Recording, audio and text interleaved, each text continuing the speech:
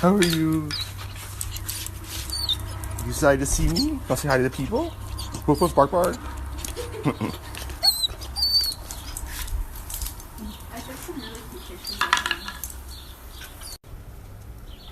This is my brother's dog. He is, I believe, 2 months old, a lab German Shepherd mix. His name is Arlo. He loves people. He just peed himself because I came out and said hi. So that's how much he loves people. But he is a good boy, very good boy. Hey guys, so I figured I would do a little bit of vlogging today. Show you guys what I'm doing, give you some updates. Right now, I'm currently working on finishing up this big analytical report I'm doing on physical activity and diet interventions for the modern age. That's just like taking up all my time. So I've been working on that basically all morning, responding to clients and stuff like that. Like super exciting stuff, guys. You have no idea. But yeah, a little bit of updates. I'm currently just now feeling basically back to normal after getting food poisoning 1 week ago from today. I got like super tired, and I kind of had like some weird stomach stuff kind of start acting up last Friday, and I came home right after I finished deadlifts and basically filmed a voiceover for last video, got all the footage edited, and then exported it, uploaded it, and then I just passed out for like 14 hours and then just slept basically all the next day. I didn't eat much food. I lost like 5 pounds of really, probably if I had to estimate, because of how much of a deficit I was in relative to my maintenance, I would say I probably lost about, most of that was just water, but then probably about a half pound to pound that was actual body fat. But anyways, now I'm back up this morning.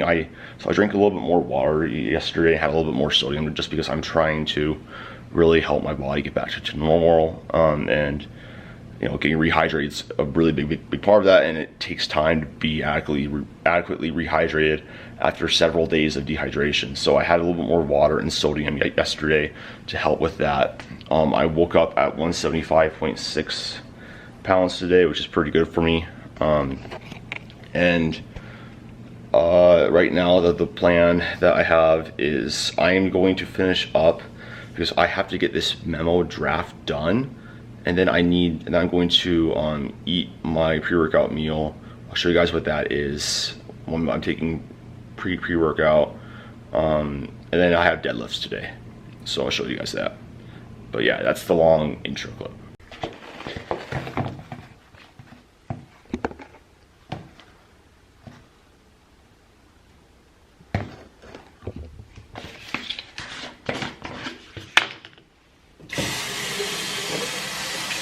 I'm gonna go grab ice. It's just kind of funny because like we're talking about that. Girl.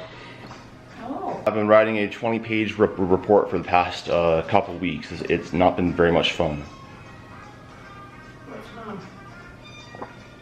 It's like an analytical report. So I basically just have to do like a topic of my choice. I'm doing it on practical health, like diet and lifestyle interventions for the modern age to promote healthy living and overcome barriers right now. So yeah, I've been working on that for 4 hours today. I'm going to go lift right now because I need a break. So What you doing with your camera? filming a video for YouTube, because filming a video for YouTube because people like to see what my life is like. They think me drinking water is really interesting. And what I eat. You're taking a picture of you. Yeah, just like the videos. Okay. How long is this? So 1 scoop of this Qualifree pre-workout. It's like 300 milligrams of caffeine, I think, or something like that. But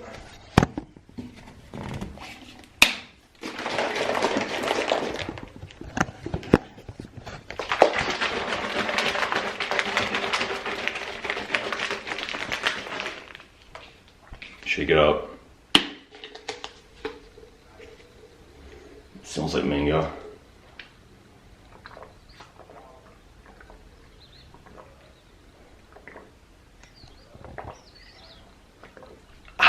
Artificial. So I don't really like eating too much before I work out. What I'm going to have is I'm going to have probably this protein bar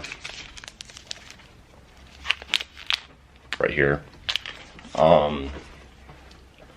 And then I'm going to have, one second, one of these yogurts.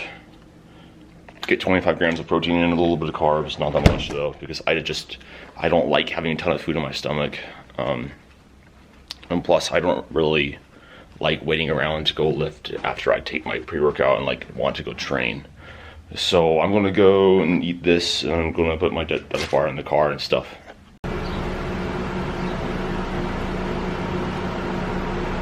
Okay, I got my gym bag and deadlift bar because I'm deadlifting today.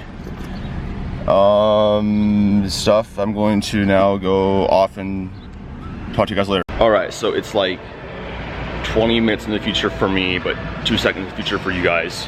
I'm in the gym. I have my deadlift bar right here. I am just going to warm up. How I warm up for deadlifts and stuff like that is I just roll up to whatever weight I'm going to be using. If I feel like I need to get warm, I'll do cardio. I don't really do any stretching or mobility work because I don't really need to do it. Like, it's not a necessity. If it makes you feel more comfortable, you should do it. But yeah, that's the story. I'm not going to show you my warm-ups because they're boring. I'll show you guys my first working set.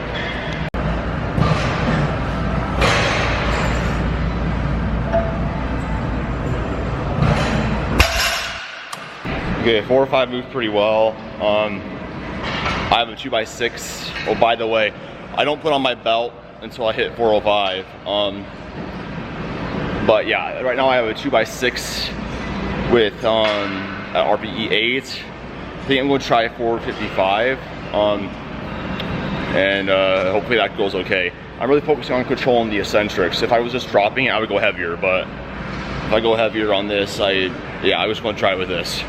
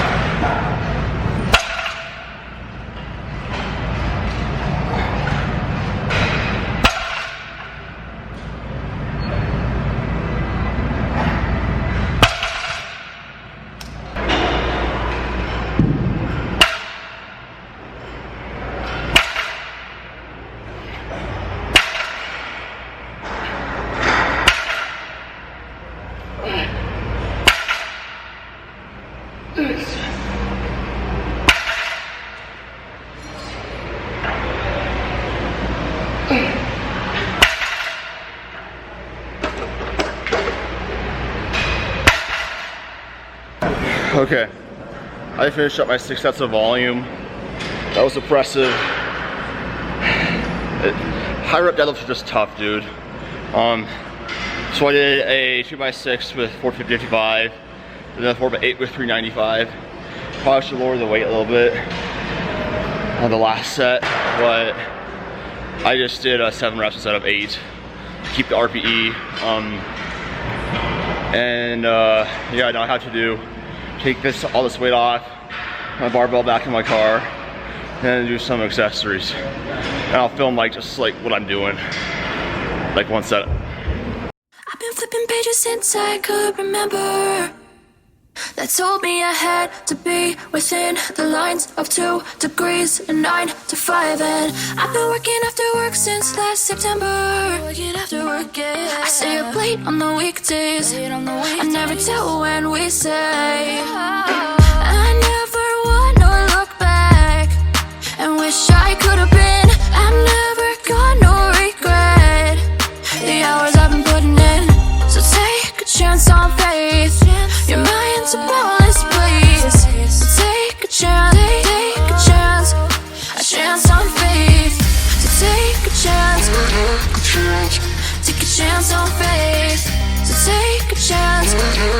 I never wanna look back. Take a chance on faith. Take a chance on faith.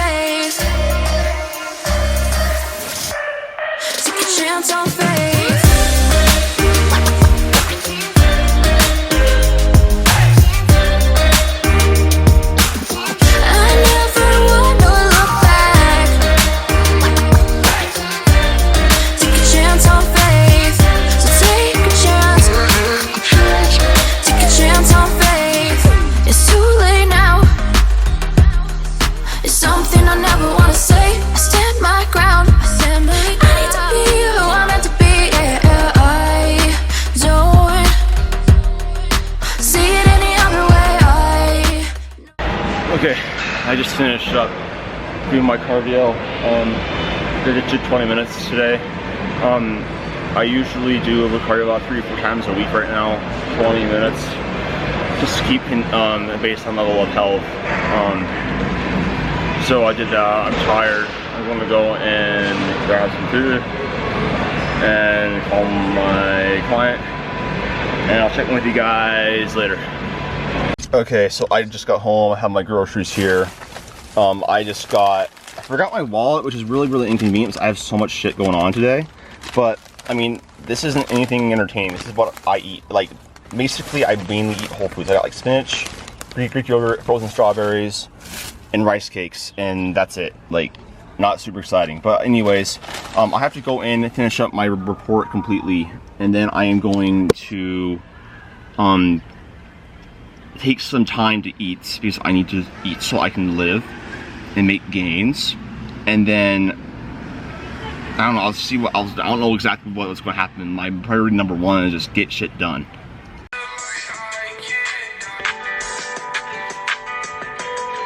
Okay, it's the same day. I just changed out of my clothes. Turn off juice for 1 sec. But yeah, I just finished up my paper, turned it in. Right now I have to basically wait on her feedback and then make revisions as necessary, and then turn it in. I spent a ton of time on this report. Writing classes are just tough because they take up so much time. Right now I need to respond to clients, and then I'm going to take some time for myself to eat some food, and that's the update. Not super exciting stuff, just a lot of work. I'm kind of in grind mode right now because I need to get everything done for this class by Thursday if I want my diploma. So kind of just nose to the grindstone for right now, but we're almost there. We are so close. I'm super excited to be done. Hey guys, so I wanted to end out this video with an informative segment discussing different ways to achieve progressive overload as opposed to just increasing the load on the bar, since that is what most people think of. The reality is that overload is anything that is a new stimulus or anything that is going to induce further adaptations by making the training harder. And so it's not just load. The principle of overload dictates that training must get harder over time and that we must see improvements in some way, shape, or form. So I wrote down on different ways that you can achieve progressive overload in your program. Because again, like I said, I found with a lot of clients I've worked with people who ask me questions, you know, who freak out about if I tell them to lower the weights on an exercise to improve technique, well, then I'm not progressively overloading. This will kind of explain why that's not true in different ways that you can't actually overload your workout. So I've listed tons of the different ways right here where you can actually achieve progressive overload. So I wanted to go over them one by one. So obviously increase load from session to session. So if you want to get stronger, if you want to get bigger, a really good way to do that is increasing the load on the barbell. What that could look like is literally just doing 135 pounds in week 1 of training, and then next week you do 140 pounds. Small but consistent improvements add up over time. And lots of times people get frustrated about not being able to add like 20 pounds to the bench in like 1 month or something. Like, you have to think about this in a long time scale. If you were to add 20 pounds to your bench like every single month, like, I don't know, like you would be basically like the best powerlifter alive. It's just not how things work. So increasing load, a general rule of thumb I would recommend people increase load by week to week, if that is the way that they do choose to progressive overload within a mesocycle, is 2.5%, so which basically is 5 to 10 pounds to your lift each session. And another way to do it is with set number. So you did 2 sets last week, and then you do 3. A caveat to this is that you should only add sets if you can actually benefit from it. So for example, if you're making really great gains doing 3 sets of bench press and there's no sign of that slowing down, there's no real need to add another set, because your body is giving you that feedback that it's in a good spot for adaptation for that.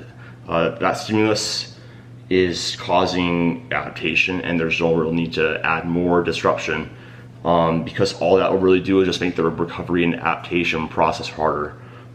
So I would say to reserve this only when you need it, if you feel like you could actually benefit from it and whatnot. Going off of load, another way to do it is increasing the amount of reps done. This works really well with single joint exercises or non-barbell movements like with dumbbells, because going from 135 pounds to 140 pounds, that's a small increase and can be done with barbells. Telling somebody to go from a 25 pound lateral raise for 10 reps to 30 pounds for 10 reps in this span of like 1 week is a massive increase, especially considering that the shoulders just are not that strong of a muscle. And relative increases in loading on dumbbells are not exactly the same on barbells.